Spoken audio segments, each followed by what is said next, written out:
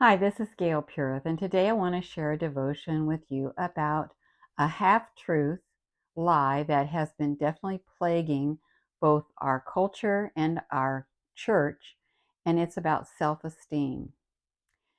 For the last 40 to 50 years, we have heard people proclaim that we need to be praising, affirming, and approving ourselves and others, especially our children. This is because the unsaved world can't quite deal with the fact that we are born fallen and sinful. So when we sin, when people commit crimes, violent crimes, when they lie, when they get depressed, when they have emotional problems, they try to pin it on something else besides our fallen sin nature. Now, I don't mean that there aren't other situations in our lives that definitely affect these things, but they affect them because we have a fallen sin nature. Um, it's not our lack of praise and affirmation that causes this. And Scripture says this. Scripture says in Romans 12:3, "For by the grace given me, I say to every one of you, do not think of yourself more highly than you ought, but rather think of yourself with sober judgment in accordance with the faith God has distributed to each of you."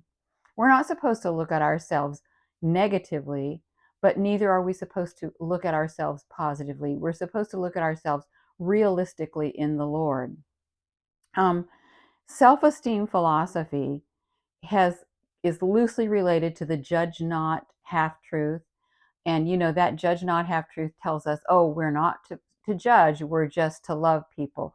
Well, we understand after studying it that love for people means that we do correct them, and that if someone loves us, they'll correct us as well. But instead, the self-esteem movement thinks that we should affirm people, and that's what will make them better people. In truth, it produces self-assured and self-confident people, but they lack motivation and self-control. We're seeing that now in each generation that's coming up from the self-esteem movement is a harder generation to make happy, actually. And they've also promoted the boundaries teachings, which encourage people, instead of developing mature people skills, to just go ahead and cut people off if they don't affirm you, if they don't make you feel good about yourself.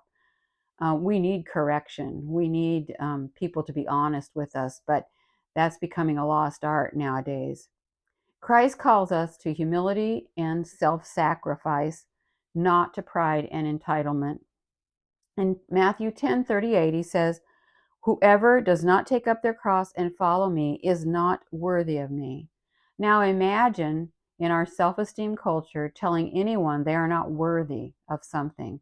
This is a no-no that no longer is allowed. But we need to understand sometimes that what we've done makes us unworthy of certain things.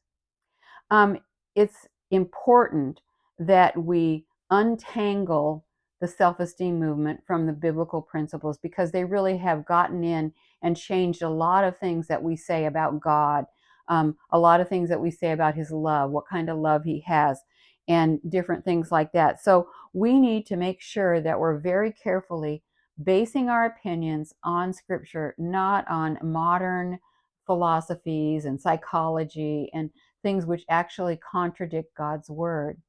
And one way I want to encourage you to do that, of course, the most important thing is get into your Bible, read it carefully, and be willing to change your attitude about things that maybe you've been told are true. But I also want to encourage you to check out my book, Lies in Disguise, because it concisely covers all of these things that we're talking about with multiple scriptures, and helps us to untangle those lies in disguise from the truth of God.